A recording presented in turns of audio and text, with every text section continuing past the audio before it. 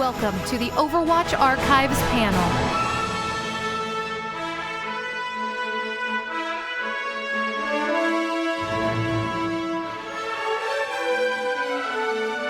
Good morning. How is everybody? Thank you so much for being here. I am Jeff from the Overwatch team. I'm Arnold from the Overwatch team. I always wanted to say that. So this is a panel that Arn and I are so super excited about. We think we're going to have so much fun this morning with you guys. What the Overwatch Archives panel is a look at the making of the game, and it's really behind-the-scenes stuff that nobody's ever seen before. So we know BlizzCon's been about all the new cool announcements like Blizzard World and Moira and all that stuff, but now we get a chance to do something we don't normally do. Yes, time to show some secrets. Secrets, past secrets. Okay, so what we're going to do is we're going to walk you guys through the timeline of how Overwatch got made. And it really starts back in the summer of 2013 is where we started. Yeah, so at this time, the team was really of reduced size. We just came off a canceled project. Everybody had a lot of things to prove at that point, and we just had this opportunity to come up with new ideas, so everybody's really fired up. Yeah, and the studio had given us, internally we're known as Team 4, and the studio had given us 6 weeks to come up with some game ideas, and if one of the game ideas was cool enough, they'd put it into production. So as a team, we looked at the 6 weeks and we decided how did we want to spend it. And at first, we thought, well, let's just start coming up with ideas and see where we get, but we knew that we would fall in love with the first idea we came up with. So we came up with this plan that we were going to take 2 weeks apiece and come up with 3 totally different game ideas and force ourselves at the end of the 2 weeks to move on to a different game idea each time. So we decided to start from a place that we were very inspired by and something we very much loved, and we started working on a StarCraft idea. The thing about StarCraft and working at Blizzard has so many great games that when you're on one team, you just look at the stuff that people are doing on other teams like World of Warcraft and StarCraft, and you just want to work on those universes. So it was a huge opportunity for us to dive deep into the StarCraft universe. And we wanted to tell stories that you might not be able to tell with an RTS. We wanted to explore the world, what the civilians were like, what the people like down on the ground on these planets were like. This is an image that we did really early on in the project to kind of pitch this idea. And it's actually based off a really old Chris Metzen sketch way back in the StarCraft 1 days. I think it was a prospector image that he drew. It was one of my personal favorite ones, and we kind of wanted to bring that vibe into this new game idea that we were doing. Yeah, and Arnold, that picture looks super familiar.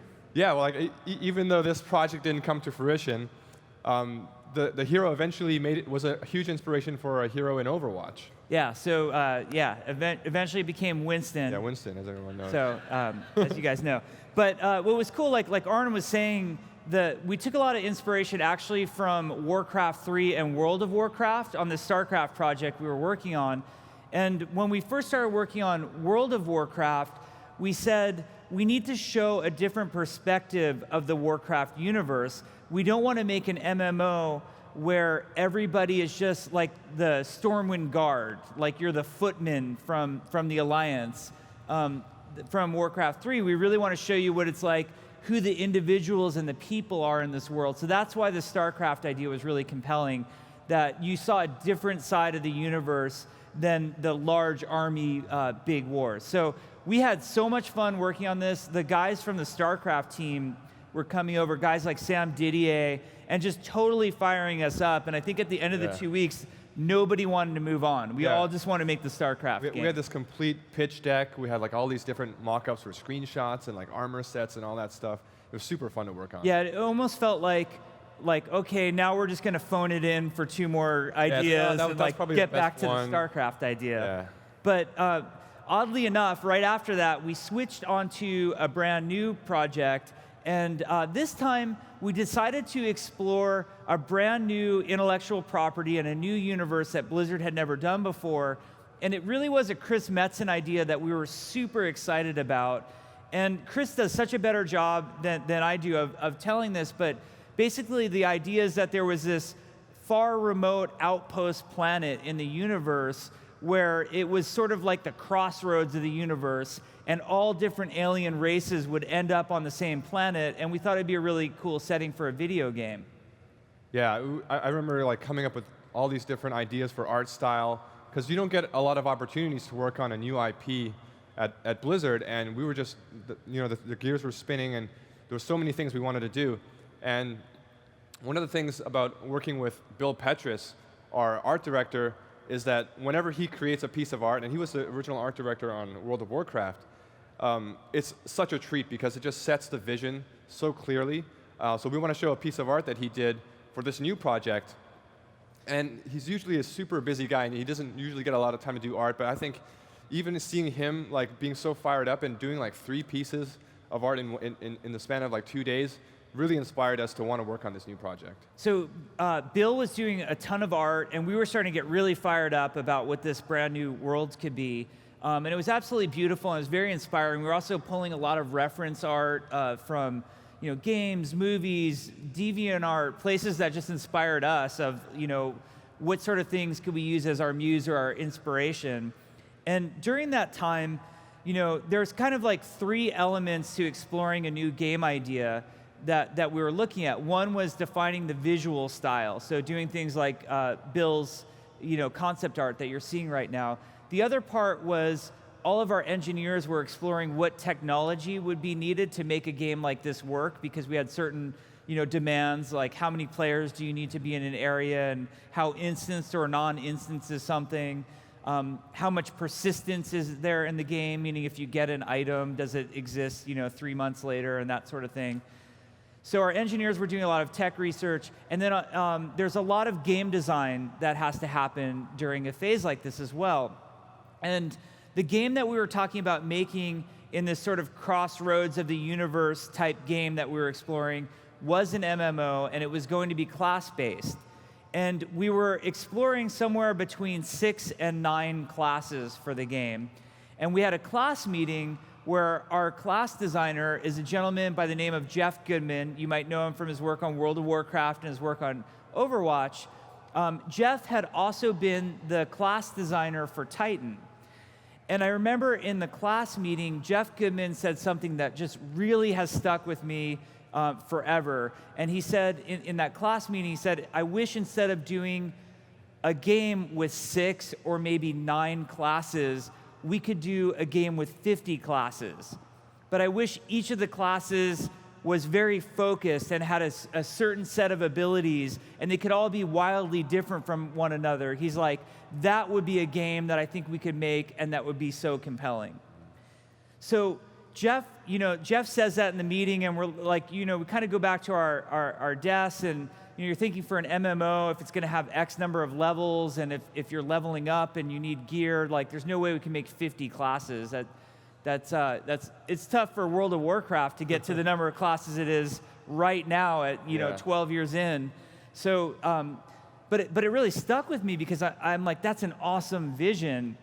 And at the same time, we were in this like post-mortem wake period of losing Titan, this game that we were in love with and we had poured our hearts and souls into. And one of the things that was the most awesome about Titan was all of the incredible art that was being done for the project. I always tease that like if we wanted to come out with an art book for Titan, we probably could come out with 6. Yeah, like there's a lot of just volumes. Like there was a lot of art done for that project. But if you guys want to see some of, there's actually some in the Art of Overwatch book, the Overwatch art book. So if you guys haven't checked that out yet, there's actually a lot of stuff like when you see the Tracer section from those early days. Yeah, and this guy, Arnold, had done a ton of the art, and one of the things that really inspired me was his character art, because not only were we doing art design on the character classes, we were also doing art design for lots of the bad guys in the world of Titan.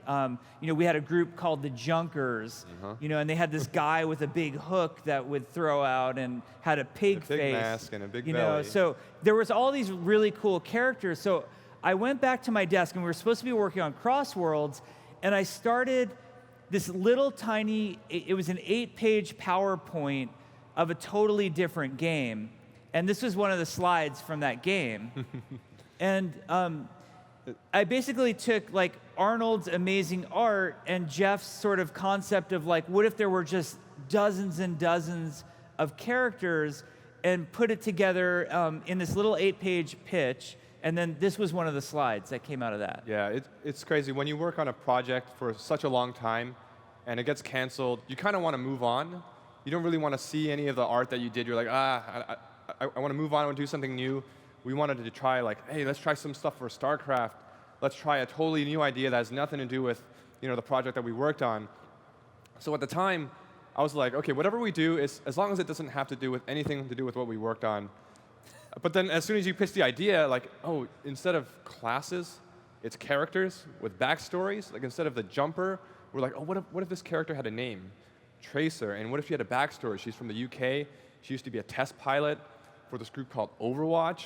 It started to get really, really interesting for us as artists and as character designers, just because working on MMOs, I worked on a couple MMOs, and the thing about working on MMOs is like, you work on armor sets, you work on characters that players really attach to as their own personal characters, but as storytellers, you really want to tell more stories about the characters that you put in your universe.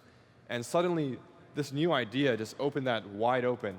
And it was like, okay, now remember that dude, the Reaper? Let's give him a totally fleshed out backstory and how he was involved with Overwatch. And suddenly all these ideas started to spring out, and it just really, really inspired the team to make this game. Yeah, and so we're supposed to be working on this Crossroads of the Universe idea, and we're only like maybe 4 or 5 days into it. We never got to the final pitch deck. No, we're like, we didn't make it all the way, and like Ray Gresco, who was our production director at the time and is now our executive producer, he came and he looked over my shoulder and he's like, oh, so are you guys working on that MMO idea? Is that what that deck is that you've got up on your screen? I'm like, no, actually, Ray, this is a different idea. Let me show it to you real quick. And it was super brief because it was only 8 slides. And Ray just immediately turns to me and says, that's what we should be doing instead.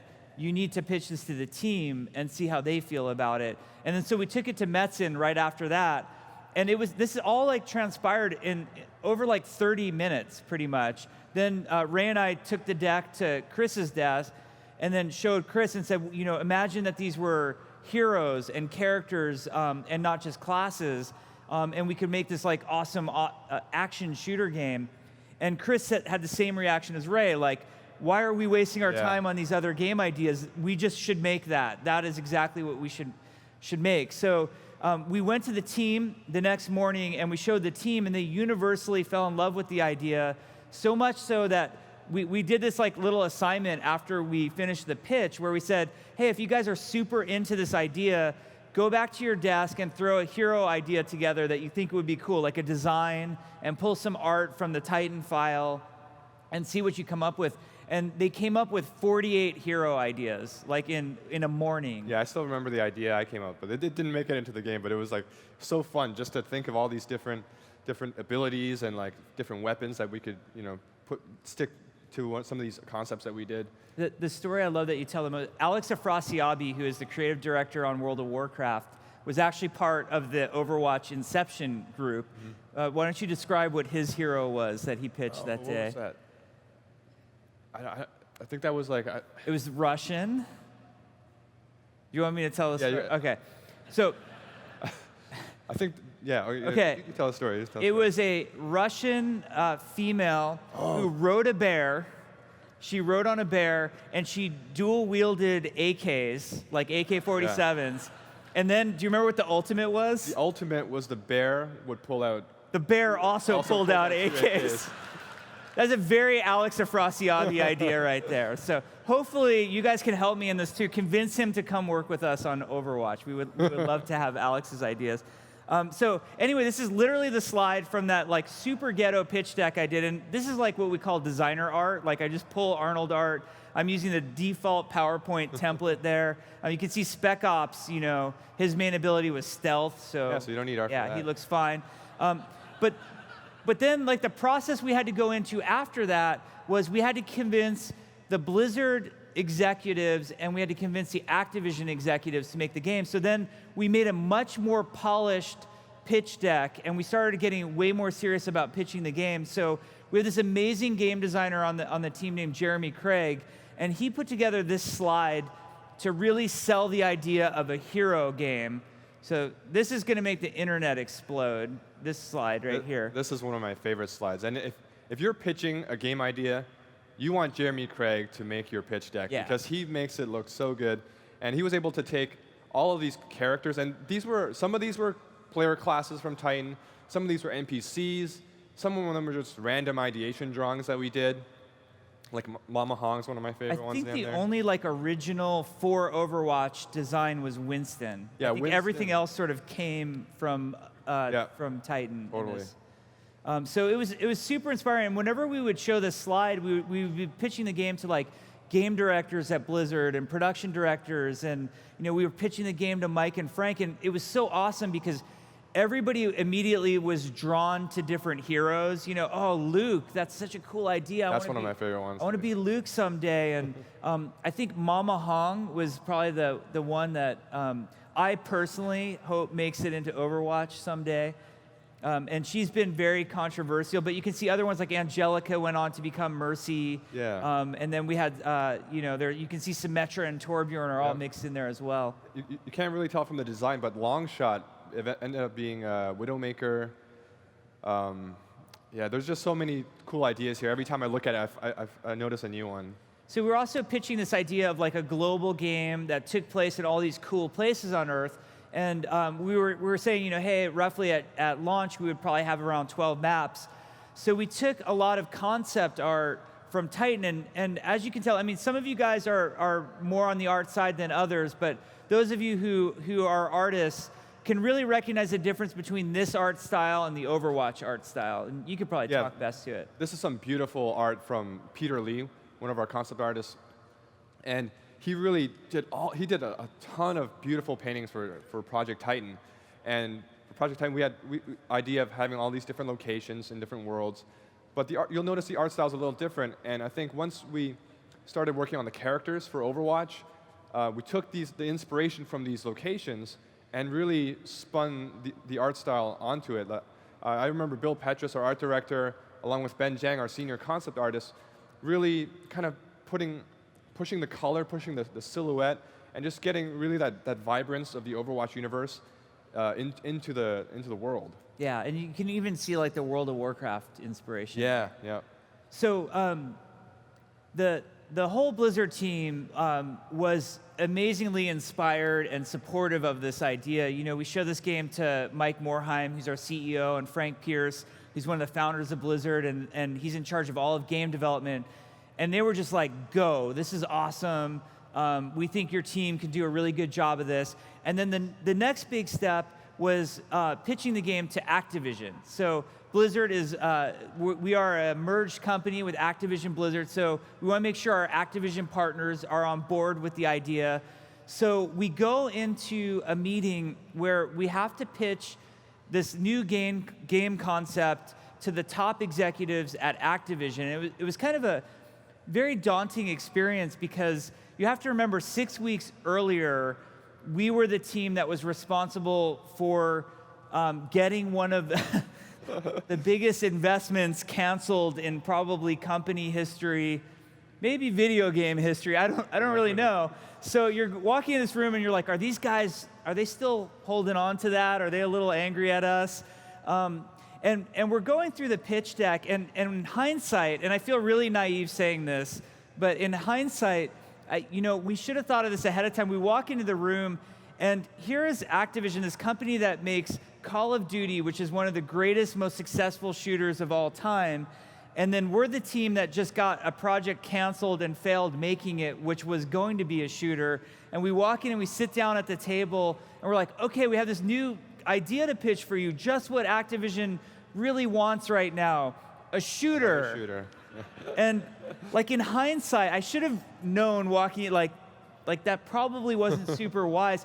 And to the Activision executives' credit, they were so good. They were supportive, and they didn't maybe I'm projecting, but I had this feeling of like when you kind of look at mom and dad and they're just doing the, oh, like, what are you guys doing? You're like, huh? And Yeah. But and then the pitch was going on, and what was funny is like when we pitched it to the Blizzard executives, like they were super interactive and they were talking to us through the whole pitch and asking questions, and it was very interactive. And in the Activision pitch, it was very quiet the whole time. It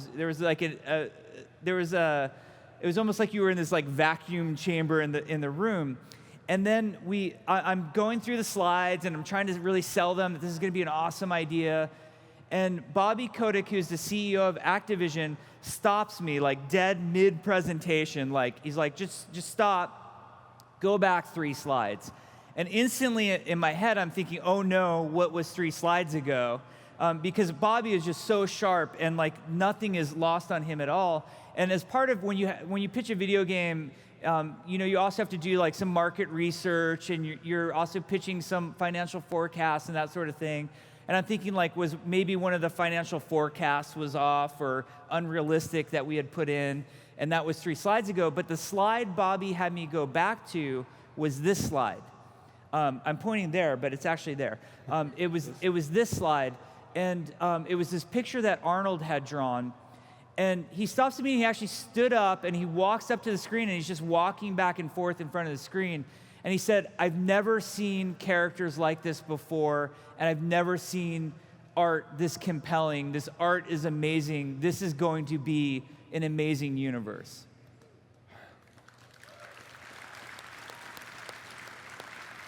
And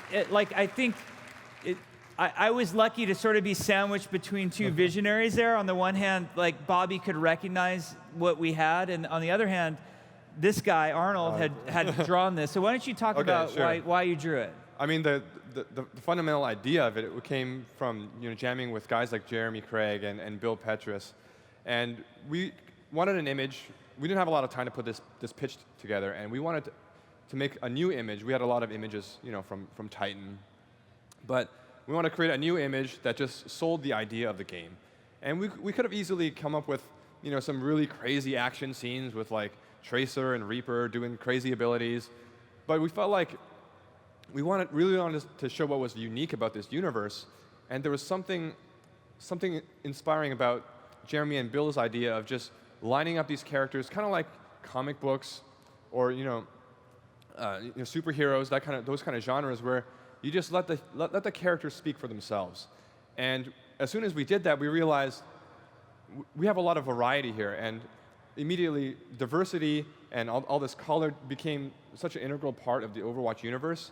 And as soon as we saw this image lined up, it's like, maybe we don't even need a background. Let's just let the color kind of fly, let the silhouettes really just dance around. And I think what we ended up with that really spoke to people was like the variety, the color, and just like the richness of this what this universe had to promise. Yeah, so this picture, not only did it inspire everybody at Blizzard, everybody at Activision, but it really inspired the team, and it was like a cornerstone. And you're probably wondering why it says Prometheus across the top. All Blizzard projects, before they get announced, have a code name. So that way, when we're at BlizzCon and somebody's had a few too many drinks, you don't find out about like, oh my God, they announced this new game at the bar at BlizzCon. Instead, you accidentally say Prometheus, and then everybody, then they think we're working on a game named Prometheus, and we're gonna get sued by that movie company.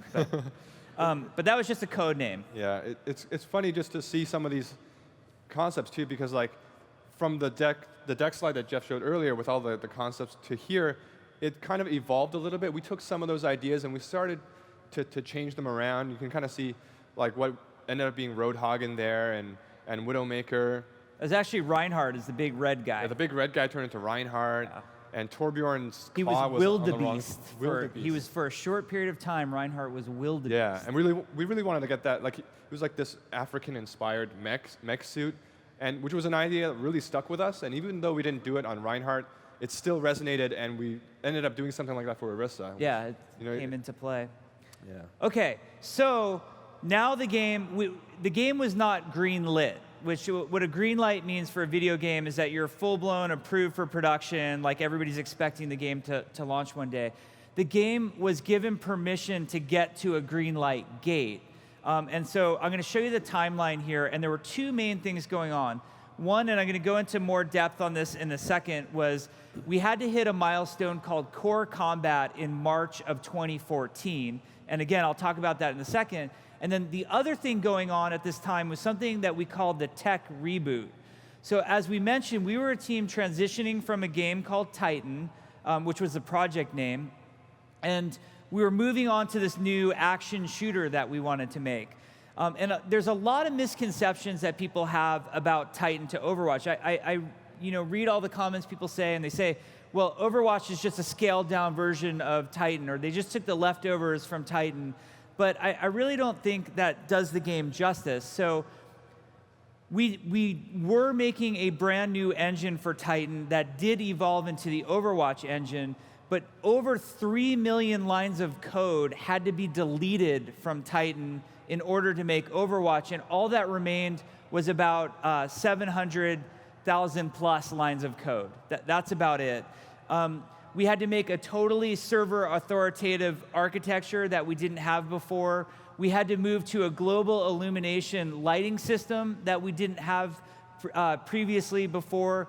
And the thing that I think was, we also went to physical-based rendering, but I think the thing that was most important on the technology shift was if we were going to be a world-class first-person shooter, the game had to run at 60 frames per second on PC, Xbox, and PlayStation 4.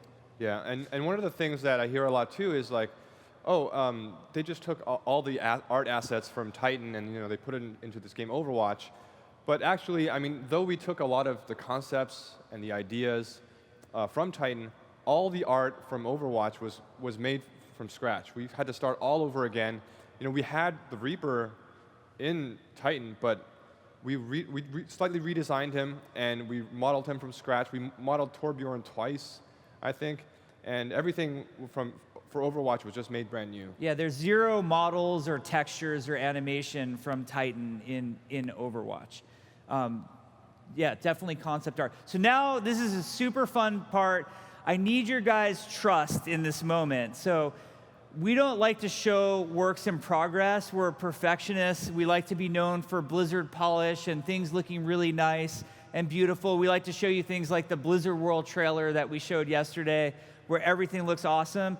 You are now about to see what the game looks like when we're making it, and it's pretty ugly. Yeah, the art team's going to kill us for sure. Yeah. So we're going to show you a series of videos of what Overwatch looked like throughout the making. And the first one we're going to start with is a Tech Reboot video of the technical work we're doing. So let's go ahead and roll that video, and I'm going to talk over what you're seeing.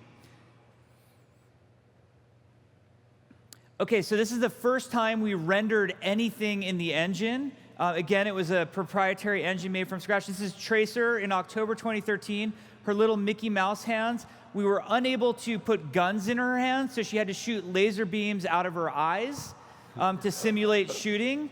We had no visual effects. We were playing around with environmental lighting, as you can see.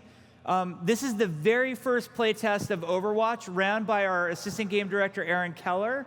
The point of this playtest was to make sure that the scale, FOV, camera height was correct. All we had was Tracer. You can see that Widowmaker-looking Tracer over there, which is just Tracer with a Widowmaker skin.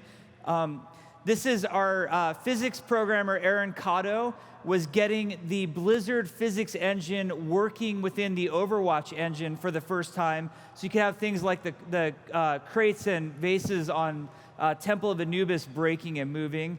And you saw Recall for the first time. Tracer doesn't have any visual effects on her guns. And then there's little nuanced things that you don't think about having to work on, but like when you walk up and down stairs, how much does the camera bump or smooth through? So all very early footage of what was going on in the Tech Reboot, not super fun. We're not talking about things like balance or anything like that at that point. We're just trying to put stuff on the screen and make it work. Yeah, and I think one of the most fun things whenever I watch that video is just see how Tracer's hands and her guns evolved from these like floating gloves to like something that was close to what was almost the final model at the end of like a very short timeline. Yeah. Okay, so like I mentioned, the next big milestone was Core Combat in March of 2014. And what the goal was here was to prove that we had a game that was fun, that people could actually play. We were going to sit people down from around Blizzard, other teams, and have them really believe in it being fun. So what we promised to deliver was one map. We were going to make the Temple of Anubis. At the time, it was just known as Cairo. That was the code name. And we were going to have 4 heroes, which were going to be Tracer, Reaper, Widowmaker, and Reinhardt. Yeah, Reinhardt was actually going to be the 4th hero. And at this time, we had a lot of concepts, and we were continuing to concept more and more heroes. So Reinhardt was going to be the 4th hero, and we had a version of him working in the game, but there was, because he was our first melee-only hero, it came with a lot of difficulties of getting that feeling good for core combat. So what we did was, Jeff Goodman had a prototype of Rocket Dude in the game. His name was just Rocket Dude, and he had a jetpack and a rocket launcher, but already he was super fun to play and was a character that we could implement into the game and feel good, fighting with Tracer, Reaper, and Widowmaker. So we took that idea from the game design, and we spun up like many, many different rounds of iteration on Pharah, and eventually she became Pharah. Yep. So now we're going to talk over core combat video where you see the game evolving even more at this point. So go ahead and roll that video, please. All right, so you can see early Temple of Anubis. Tracer doesn't have all our textures, but we're getting things like recall in there. Yeah, the Reaper's T-pose all over. We use the Reaper for scale sometimes. Early on, we're still figuring out how to scale our buildings properly. Sometimes we forget to delete the Reaper. Yeah, so you just have Reapers all over. This is literally the first play test ever with Pharah in it. The first day she was in, you can see how slow her rockets are shooting. You barely see it without the trail view. There's no visual effects there. Here's an early animation prototype for Tracer. We're still getting the hang of getting the third person. Her head is just bobbing wildly, which made headshots really hard. So we took a lot of iterations to get just the right amount of movement. All right, so we're moving along, and this is interesting because we came back in January of 2014, and now the game was starting to be fun. I mean, granted, it was only Tracer versus Tracer, so all you No Limits fans would have loved it back then, and Tracer mains. But the game was actually fun, and you can kind of see Temple of Anubis is really taking shape now in terms of level design. We play the levels just blocked out in gray blocks like that. And then we were really proud. This is just 24 days later. You can see the progress that was made. And the whole time here, the UI is evolving. The game mode is starting to work. Like, we actually have capture points that you can stand on. And more and more is coming together. Early health pack, as silly as that looked. You can see the Temple of Anubis was open. Now, here's Reapers in the game. Now, you're going to see the world's coolest Death Blossom animation is coming up right here. Greatest animation. Wait for it. There it is. And this is what the game looks like to us when we're making it. His muzzle flashers are these giant Pharah's balls. rocket launcher is making some progress, but it's going to look different. We decided she's blue now. Like, I remember that whole meeting at your desk for what color Pharah should be. We're getting Widowmaker's grappling hook working. And then we're learning things like, hey, maybe you shouldn't be able to get up there in Temple of Anubis. Maybe that's not such a good place for Widowmaker. This is also, I'm sorry to admit, this is some of the worst sniping you're ever going to see, and this was me. And like somebody said, like, oh, at least you finished him off. I'm like, I didn't finish him off. Somebody else finished him off. I didn't even hit him. And then by February, we're like now getting really close to our March milestone. Yeah, the lighting is starting to come in here with all the stuff we were doing with the new engine, and it's just started looking so beautiful. Temple of Anubis started to come to life. And like the UI is evolving now. You can see we're getting like a character portrait there, an ultimate. Widowmaker's ultimate used to just put little marks above everybody's head because we couldn't yet render the silhouettes through the walls. That would come later. So that was core combat. That was all the work we were doing to like get people to the point where they could sit down and actually play the game and think it was fun. And they did. Yeah, and I still remember after core combat was complete, this was our moment to show this Project Prometheus to all of Blizzard, the Blizzard family, and it's been, I think, not even a year at that point that we came off a canceled project, and like I was saying earlier, we had so much to prove. We wanted to show everybody that we're not failures. We can make a game. We can make something fun. So there was a company show and tell that every now and then we'll show everybody else what we're working on. All the different teams kind of show their latest work, and nobody really, I don't know if anybody expected. No, they didn't think we were working on to show anything. And if they did, maybe it was like a couple concepts. But we showed core combat, and everybody was super excited. And it was the first kind of validation for us as a team, as people who were really unsure of themselves after working so many years on a project that got canceled. That it really invigorated us and pushed us to the next milestone. Yeah, and the next part is amazing because there's a guy a lot of you guys don't know about. His name is Ray Gresco, and Ray is really the leader of the Overwatch team, and Overwatch would not exist without Ray. And throughout the whole shutting down of Titan to starting of Overwatch, Ray was that guy that just steered the ship the whole way. And Ray came out of the Titan reboot, and he said, once he saw Overwatch, he said, we are going to announce that game at BlizzCon next year. We are going to become a Blizzard story for Blizzard developers far in the future, that we were the game that got canceled one year and announced at BlizzCon the next year. And it was through Ray's inspiration, leadership, and belief that we could actually do it that he literally put the team on the track that, like, we're doing it. BlizzCon 2014, we need to announce the game. So we quickly started to think about, well, what does it take to announce a game at Blizzard? And we felt really strongly that when we came here to BlizzCon and we were going to announce the game, we didn't want to be one of those games that just gave you like a little teaser trailer or like, here's a fuzzy version of the logo, like Overwatch, figure it out. Like maybe, like we wanted to be here. And so our goal was, as a team, we came up with, we're going to have 3 playable maps and 12 playable heroes on the show floor so they can play it all weekend, so they can decide if it's cool or not, rather than like we're all going to argue over the fuzzy logo if that's cool or not. So we moved into our BlizzCon milestone, and we're going to show a movie right now of getting all of those 12 heroes together. Oh, actually, I take that back. In the effort to get all those 12 heroes together, there was so much work, and I think sometimes people don't realize how much work goes into one hero. So we wanted to do a breakdown first of like, let's look at just Hanzo coming together, and then you can extrapolate that to how many heroes that we were involved in. So we're going to start with Hanzo right here. You're going to see the earliest versions of Hanzo in this video. Check it out. So a designer by the name of Mike Heiberg was the guy who implemented Hanzo. And the first thing we just worried about was getting the bow to feel good. Then we worked on things like Sonic Arrow. So he's hiding Widowmaker right there, and we're throwing the Sonic Arrow. And again, we can't render the silhouettes through the walls just yet. And then everybody's favorite ability, Scatter Arrow, being worked on right here. And back then it was just called Ricochet Shot, but getting the physics to work. And then we were working on this ability called Dragon Strike that was going to be a moving area of effect that does damage.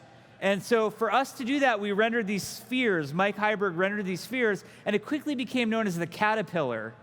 And you can see it, there it is. The googly eyes. And he put googly eyes on it on the other side.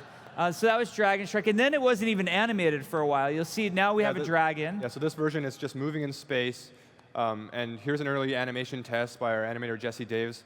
And at this point, we were like, this is really cool, but it's so different from the big caterpillar. It doesn't fill that same hitbox. You couldn't tell if you were in it or not. Yeah, like could you dodge it if if it just moves the right way? So in some meeting, we kind of drew this on the whiteboard. Like, what if there was 2 dragons, spiraling?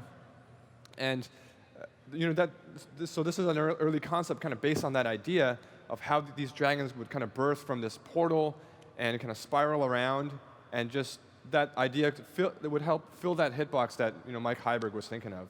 So this is the final version that we showed at BlizzCon.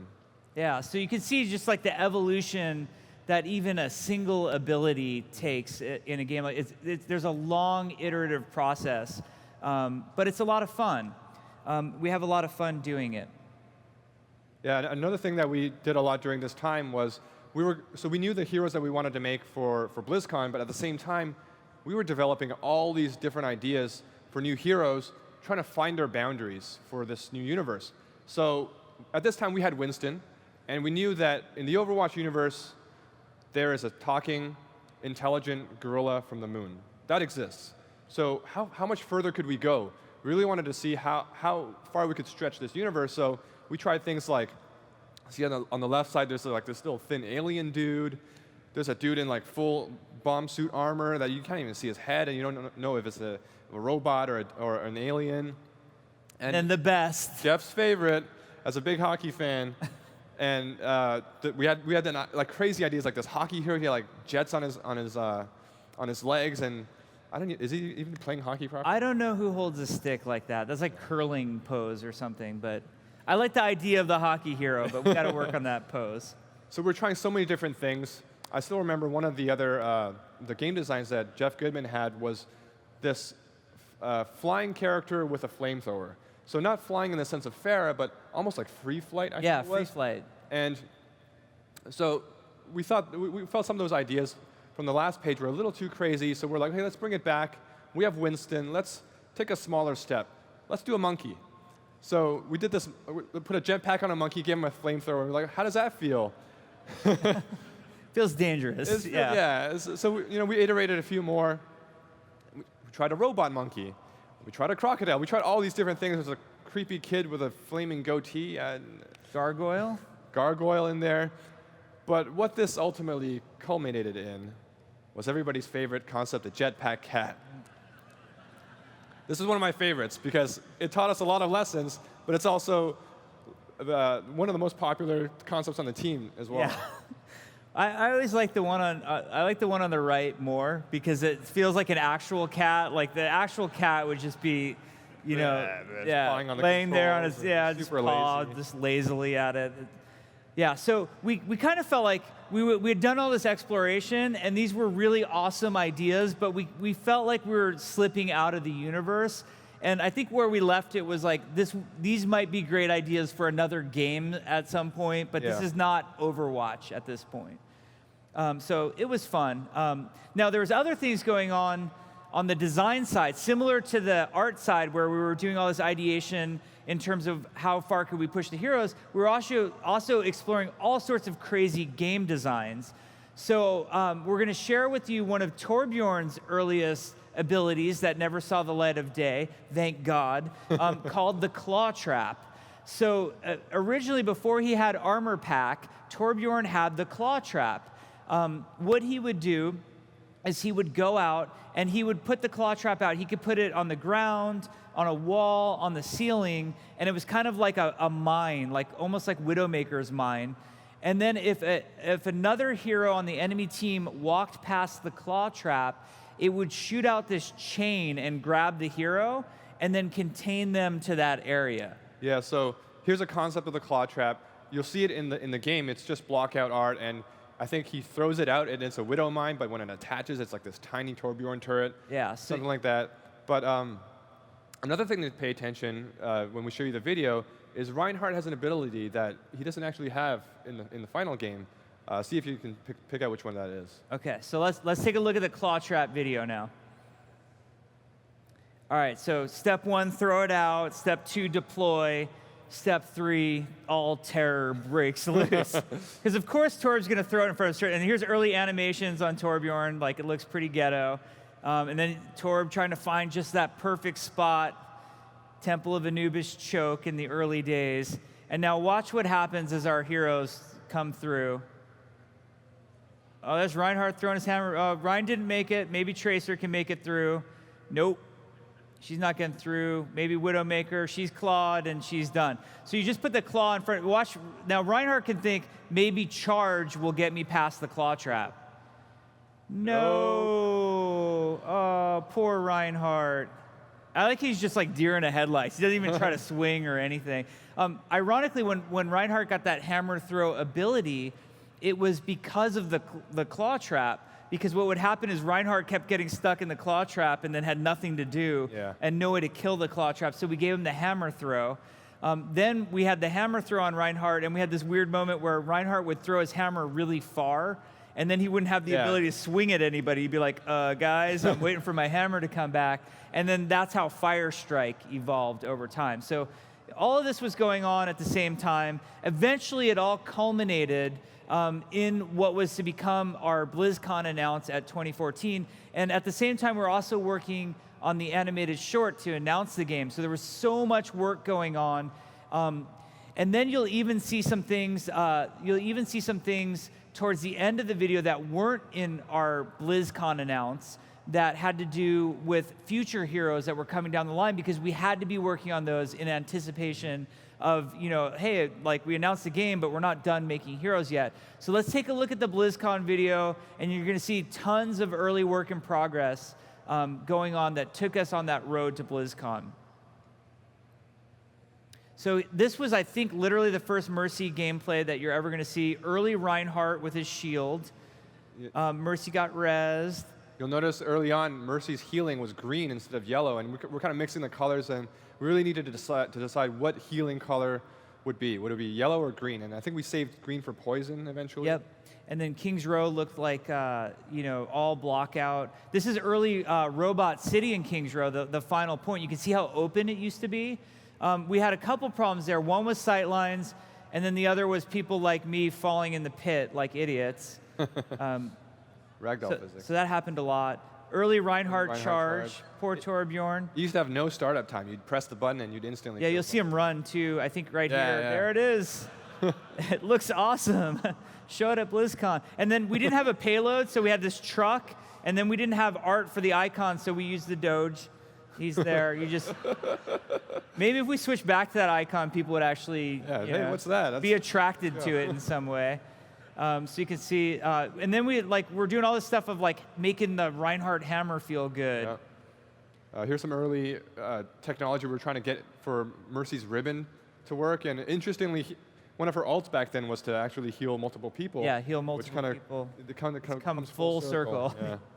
The payload's evolving. You can see all the iterations of Reinhardt's shield in these early ones. Yeah, this is before we had like the nice shader for Reinhardt's shield. This is actually Winston. You might think you're looking at a ferret. This is the first Winston playtest. So his leap ability used to be like Doomfist's alternate leap ability, and then he didn't have animation, so he just ran around like a dude. You can see him, Winston just running around. Yeah. If you notice the targeting thing, right in the middle, there's like a banana. Yeah, see the banana right there?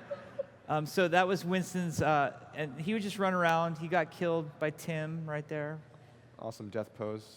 One of my favorite clips is coming up right here. So this is actually Volskaya Industries. We've talked about this before, where we prototype different map types. So Aaron Keller, our assistant game director, had this idea of what if we had a giant capture point that you could play on that was also a payload moving through the map. So we were doing all sorts of iteration on new game modes at this time too. Ultimately, this idea failed because of the space required to move something as big as a capture point through it, required sight lines that were untenable. This is the earliest version of Hanamura that you're seeing in very early block out. Tracer's facing like where the arcade would be right now. And then I love the hero select. You can see what hero select looked like back in the day. Early load screen for Temple of Anubis. Oh man, this is like the cool guy Hanzo. Those are actually Reaper's animations on Hanzo. Old Widowmaker face. This pose. My favorite's Mercy. Mercy's coming up. She's angry. She's like, you're gonna nerf me in 2017. I'm angry. I'm not too soon. Too soon. We're moving on. That bus in King's Row went through so many iterations just to get the right shape. Oh, Bastion, his first day in the game. Perfect. He's got a tracer trail on him for some reason. It turns out transforming robot was hard. So early Hanamura, this is kind of exciting because this shows point B of Hanamura. And on point B, it used to be a totally different design. It was this circular design. And the waypoint said temple because we were just using tech from Temple of Anubis at the time. Later, Aaron Keller would go back and completely redesign that whole point. But you can really see point A is starting to look exactly like it looks today. It's very similar in Hanamura. You've got Torbjorn. He used to have a mechanic where he had to place the stub of a turret first and then build it up eventually to get the turret to be able to shoot. Nowadays, when he places the turret, it can shoot right away without him even hammering on it. Yeah, you can see the Reinhardt, the shield effects coming in there. Here comes the hot tub, we used to call it. The hot tub. The victory pose in the hot tub. So that's actually the origin point of the map, and we didn't have the victory point, or the victory pose point place. This was Symmetra's early play test. Super ghetto temp art for Symmetra's. Yeah, they're little Torbjorn turrets that she's placing on the walls. And then we had her teleporter working. I love this clip right here because, okay, Winston is going to kill the teleporter, and then watch Hanzo. Like, not my problem. Don't worry, sorry, Symmetra. That was Bastion's, one of his early ults was a volley of bouncing grenades. Oh, there's Reinhardt's shield starting to, the shader starting to get there. The worst Reinhardt charge ever, besides the one in the cinematic. Yeah, there's an early animation prototype for Bastion, back when he still had that shield in front of him. Yeah, he had the shield, and then he gets a little broken in some ways. And then Winston's early leap prototype where he used to pound the ground with his fists. They used to do damage and stun you if you were in that radius. Yeah, it was a long stun too. It was a lot of damage and a long stun, so that had to go away. And then, like I said, characters that weren't going to be at BlizzCon, like McCree, we were having these moments where we were just getting McCree and Roadhog in the game. So you'll see these are the first moments that we got the blockout art for Roadhog and McCree in. And then a fan favorite is Genji. This is early Genji prototype on Gibraltar when he only had the Dragon Blade and he could perch, like you're seeing him do here, and then run around and murder everybody. So when people thought it was a nerf going from 8 seconds to 6 seconds on the ult, imagine it forever.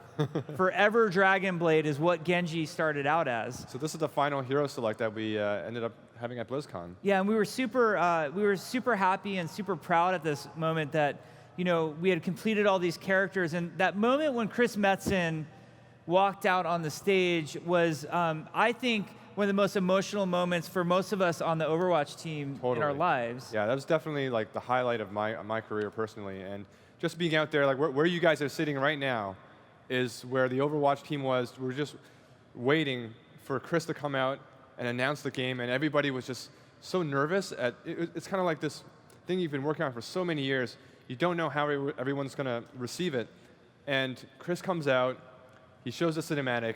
I look to my left and my right, and everybody's just like, the faces are all wet. And I'm like, It was just such an emotional moment for all of us. And I think you were backstage, right? I was backstage. I was watching Chris walk out and watching his nervous energy, and then it was, my heart has never pounded so fast. And we're just wondering the whole time, like, are they going to like it? Yeah. Like, I hope they like it. And then there was a really cool moment where everybody from the Overwatch team at that BlizzCon got together for a picture during BlizzCon. And this is one of my favorite pictures of the Overwatch team because it's at that BlizzCon right after the announcement had happened. And just the journey that these guys had gone on was so special, and I was just so proud of the team and everything that they accomplished in that moment. Yeah, I love the note there. It says stuff in Aaron's eye. Yeah, oh, Aaron loves us to talk. He's like, why do you have to show that picture? I got my finger in my eye. So sorry, Aaron. Anyway, I don't know if we have time for Q&A. Somebody will tell us if we have time or not.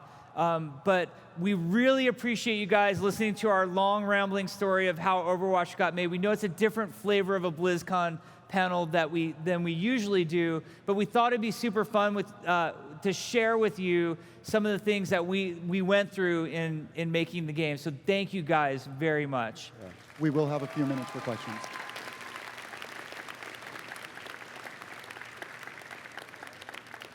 Oh, okay, awesome. It looks like we can take some questions. Hey guys, this is my 5th BlizzCon here, and this was by far the best, most informative, awesome panel of all 5 years I've ever. Oh, thank you. Seriously, thank you. That's so thank awesome you for to hear. showing this. We had so much fun doing this. Yeah. Will we ever see any kind of video in-work progress of Titan similar to what we saw of Overwatch today?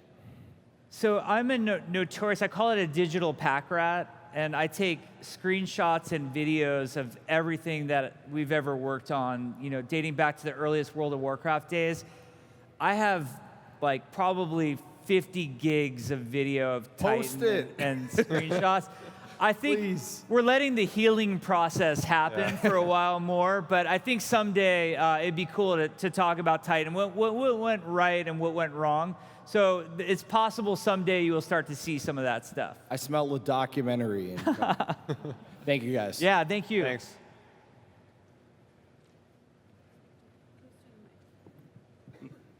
Hi. So I know I really like the Officer Diva skin, and I think she really needs a partner. Have you ever considered doing Officer May, since she already has the perfect voice line for it? That's a great idea. I think, yeah, that's Officer May. Hell yeah. You're asking the skin guru, so like you're Make it happen. heavily influential right Yeah, now. we're very inspired by all the ideas the skin ideas that like the fan art and the stuff you guys come up with in the community. So, Officer May, it's awesome. Sounds cool. No pun intended.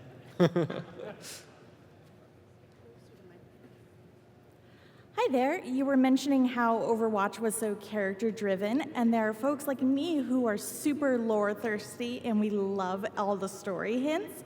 Is there any chance that we'll get novels fleshing out more of the world like we have for Warcraft, StarCraft, and Diablo?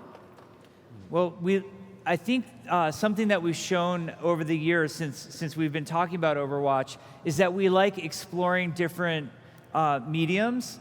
So I think actually the Doomfist reveal was a great example where we made that the 2D animation that you had never sort of seen from us before. We're super interested in exploring all sorts of different ways of telling Overwatch stories. We've done short fiction, we've done animated shorts, we've done anime, we've done comics. We would love to do some form of long form fiction. So for us, just figuring out what that is super compelling to us. Excellent. Thank you. Yeah, thank you. What's up, guys? I'm Hey. a huge Overwatch fan. Hey, good to see you. So I love Overwatch, huge fan of the art style, but I have kind of a gameplay question. So in the Hanzo Genji short, you can see how Hanzo can almost bend the path of arrows as they're traveling towards his target. And I was wondering if that was ever a gameplay consideration. And I mean, you did show some of his early iterations, but I was just wondering if bending arrows like that the player could control was something ever on the board for him. I think that's a super awesome idea. I think deflect on Genji is as close as we've gotten to that. I know a lot of players would be able to skillfully do something like that, like actually like bend the direction of a projectile. And our tech can certainly do that, which is cool. So I think it's an awesome idea. It's something for us to explore. You know, whether we explore something like that on Genji or a future character, it's just a rad idea. Yeah, I think the great thing about the cinematics is they always show, they can show the characters do things that they don't do in the game. Like, you know, Hanzo, you know, curving his arrow. I think we saw him do that also in the Hanzo and Alexstrasza Heroes of the Storm piece, which was super cool just to see him do different things there too. So yeah, we're constantly inspired by the things that the Blizzard animation team does. So a lot of ability ideas kind of cross-pollinate that way. Cool. Thanks, guys. Thanks. Thanks. Oh, I'm short. Hello. Hello. That's an awesome cosplay. Yeah. Thank you. Where do you go from here? Like, do you guys have a limit of like, we've made an amazing game, we have this amazing story. Do you have a cap, or are you just going as far as you can with what you have? Well, we know we're only as good as our last patch, and we have to earn it every single patch, every single day. And the team is so inspired to work on this universe, largely driven by you guys. The amount of community feedback and community inspiration we get is amazing, and there's no shortage of ideas. We could sit and do a full BlizzCon, like 48 hours on here are ideas we would like to do with Overwatch that spans everything from lore to esports to new heroes to new maps. It's just a matter of prioritizing what we think is the most awesome for you guys at any one time. We like to talk, we talk a lot about Blizzard universes, and we're very inspired by Warcraft, StarCraft, and Diablo. And we like to look at Warcraft in particular because it's been around for so many years in so many ways, novels, RTSs, MMOs, card games. And we like to hope that Overwatch is just Overwatch 1, the equivalent of what Warcraft 1 was to the Warcraft universe, that this is just Overwatch 1, and boy, I can't wait to see what comes in the future. That's awesome. Thank you. That was the last question. All right, well, thank you guys so much. We know it's super early in the morning. Thanks for coming out. We had so much fun sharing all this cool stuff, and just enjoy the heck out of BlizzCon. We hope you guys have fun. We'll see you later. See you guys.